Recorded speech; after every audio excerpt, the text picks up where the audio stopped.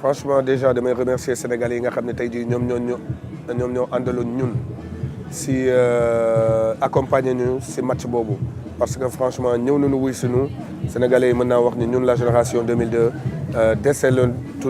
dara déjà xamoon nañ ko mais ñoo ngi yësalaat suñu bopp di leen wan ne tamit am na yeneen yu nga xam ne ñoo ngi koy préparé boobu moo doon première édition bi avec Afrivac di leen remercier ñoom ñi nga xam ne ñoo ma jox aussi opportunité pour travailler ak ñoom pour def affaire boobu réussite totale la ndax nit ñi ñëw nañ si stade bi nit ñi ñëw nañ si dîner de gala bi et li gën am solo les Sénégalais wan nañu encore une fois de plus seen cofeel. mën naa wax ne am na même jot nañu sax retrouver ay papiers nit ñu nga xam ne jëloon nañ leen du lépp la rek la ñu retrouver wu mais nag comme ni ma koy waxee rek loolu du Sénégal bu fekkee tey jii wax naa ko sama xarit yi nee naa ne am na ay nit ñu nga xam ne tey jii Sénégal la ñu juddoo mais duñu ay Sénégalais ndax Sénégalais day ay jom doo jëlee ay doomu nit. fu mu soree ñu ñëw laajuñu la dara nga ñëw fii ba pare ngay def loolu ki def loolu nag xam naa dinañu seetaan mais def na jikko bu ñaaw jikko bu nga xam ne du sénégalais mais nag lu waay rend rek si loxoom lay naaj àdduna ak sunu kanam lu mu gis rek na xam ne loolu la tamit. taxawaayu un vrai sénégalais comme j'avais l'habitude de le faire moo di accompagner suma équipe accompagner sumay rak sénégalais yëpp nag di leen woo ñu nekk si gannaaw équipe bi pour suba Sénégal am ndam. ndax tey jii le football du rek tey jii équipe de football bi il faut que équipe bi sentir aussi ni que tout le pays est derrière ñun loolu la ñu sentiroon en 2002 loolu moo joxoon force parce que tey jii bu ñu sentirul suñu dëkk tey jii lu bëri duñ ko mën def joueurs yi nag di leen wax ni sans pression nañoo am fit am fula si li ñuy def mais pas de pression bi après nañ ko bàyyi ñun parce que bu ñu demee ba war a wax si journaux yi ñu demee ba war a waxat sénégalais yi ñun ñooy wax ak ñoom mais ñoom on leur demande de faire ce qu'ils savent faire c'est de jouer au football et de prendre du plaisir et d'en donner du plaisir. C'est vrai que mën naa wax ni man rek la mais il faut pas oublier que Bouba Diop aussi faisait partie des nominés du Ballon d'Or. Le Sénégal a toujours eu des très grands joueurs mais mën naa wax ni rek Sadio aujourd'hui ma ngi wane talent am ci àdduna bi yëpp li ma koy wax rek moo di war na ko mën sax gagner plus de 3 fois parce que tey jii ma ngi si équipe bu mag man bi may gagné Ballon d'Or yi ma doon gagné yëpp gagné wu ma ko si équipe bu mag benn bi Lens laa ko gagné at éliminatoire Coupe d'Afrique Coupe du Monde yi beneen bi mooy Coupe du Monde kon ça veut dire que gagné wu ma ko ci équipe bu mag mais j'ai été un leader ndax pour nga gagné Coupe d'Afrique wala pour nga gagné aujourd'hui des trophées wala pour nga gagné tey jii ay trophées personnels il faut que nga nekk leader Sadio li ma koy wax rek bu mu fekkee am naa conseil bu ma koy jox du reproche mais mu jël plus de responsabilités nekk leader parce que cette équipe là moom mën na ko porter war na ko mën porter. franchement mën naa wax ni on est très loin bu fekkee championnat rek la ñuy wax footballistiquement on est trop loin infrastructure yi aussi on est très loin parce que pour ñu defar championnat au Sénégal il faut que équipe bu nekk ñu commencer am ay centres de formation yu nga xam ne c'est digne des centres de formation comme en Europe ndax tey jii mënoo def football te amoo centre de formation xale yi di seet si mag ñi et je crois que foofu la ñu war njëkk a commencer naa dem na seetaan yi nag mais nag terrain yi ñuy jouer yàlla na ma yàlla baal mënuma blâmer joueurs yi mais nan leen teg si ay conditions yu baax parce que xoolal fi joueurs yi di entraîner déjà ak nan la ñuy entraîner ak les moyens est-ce que les joueurs sont payés à temps est-ce que les joueurs sont payés à leur juste valeur il y a tout ça je crois que il faut que pour ñu defar un championnat bu mën a apporter ay fruits plus tard il faut que ñu defaraat affaire yi. maa ngi leen di encourager et di leen wax ni tamit lii ngeen di def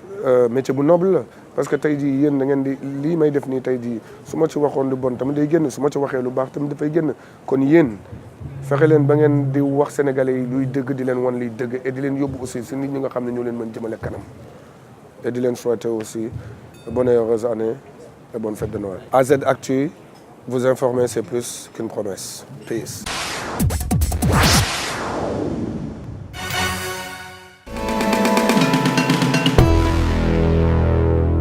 Retrouver ay papiers nit ñu nga xam ne jëloon nañ leen du lépp la rek la ñu retrouver wu mais nag comme ni ma koy waxee rek loolu du Sénégal bu fekkee tey jii wax naa ko sama xarit yi nee naa am na ay nit ñu nga xam ne tey jii Sénégal la ñu juddoo mais duñu ay Sénégalais ndax Sénégalais day ay jom doo jëlee ay doomu nit fu mu soree ñu ñëw laajuñu la dara nga ñëw fii ba pare ngay def loolu ki def loolu nag xam naa dinañu seetaan mais def na jikko bu ñaaw jikko bu nga xam ne du sénégalais mais nag lu waay rend rek si loxoom lay nàcc àdduna ngi sunu kanam lu mu gis rek na xam ne loolu la tamit. taxawaayu un vrai sénégalais comme j'avais l'habitude de le faire moo di accompagner suma équipe accompagner sumay rak sénégalais yëpp nag di leen woo ñu nekk si gannaaw équipe. franchement déjà damay remercier sénégalais yi nga xam ne tey jii ñoom ñoo àndaloon ñun si accompagner ñu si match boobu parce que franchement ñëw nañu wuy si ñu sénégalais yi mën naa wax ni ñun la génération 2002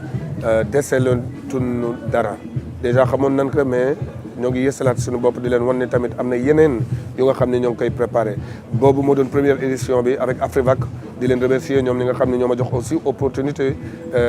pour travailler ak ñoom pour def affaire boobu réussite totale la ndax nit ñi ñëw nañ si stade bi nit ñi ñëw nañ si dîner de gala bi et li gën am solo les sénégalais wan nañu encore une fois de plus seen cofeel. mën naa wax ne am na même jot nañu sax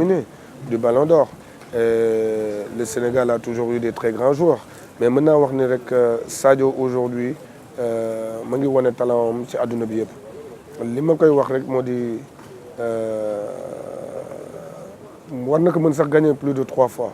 parce que tey jii ma ngi si équipe bu mag man bi may gagné ballon d'or yi ma doon gagné yëpp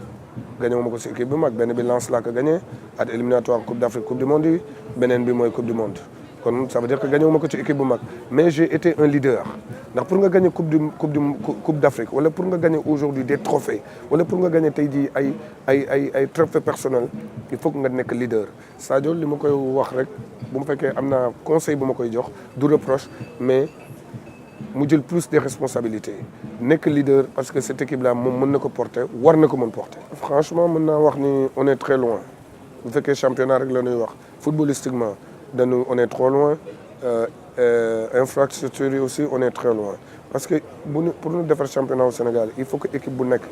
ñu commencer am ay centres de formation yi nga xam ne c'est digne des centres de formation comme en Europe ndax tey jii mënoo def football te amoo centre de formation xale yi di seet si mag ñi et je crois que foofu la ñu war a njëkk a commencer naa dem na seetaan yi nag mais nag terrain yi ñuy jouer yàlla na ma yàlla baal